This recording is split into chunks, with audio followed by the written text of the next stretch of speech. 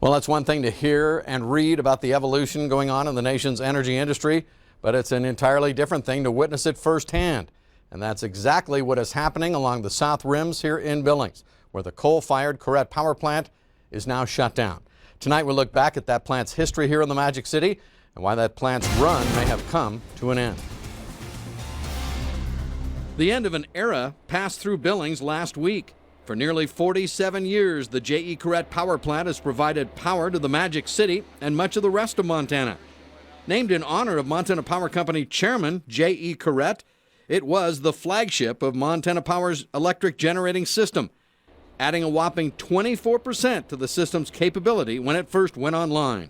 Came online in 1968 and produced a lot of power for the community of Billings and a lot of good electricity at a reasonable price so the city of Billings could develop.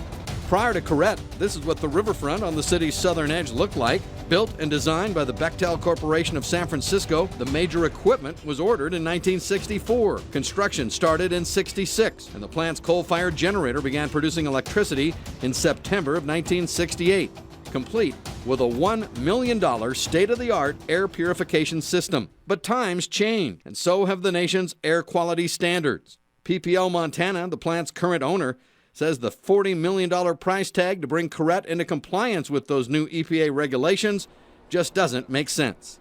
December of 2014, we made the decision to actually decommission it. And that decision was based upon a continuing flat electricity market and rising prices for the installation of the equipment that it might take to meet the EPA rule. For MSU engineering grad Tom Olson, this is the end of the line for his 44-year career. And just last Tuesday, they cut the lines down between our main transformer and the switch yard, so that was kind of a very sad event. Master Control Operator Tom Hartman is one of 36 employees here who's losing his job.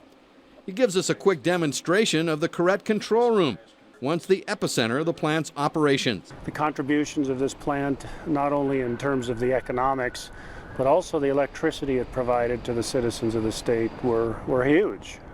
So, yeah, sad day. What's next?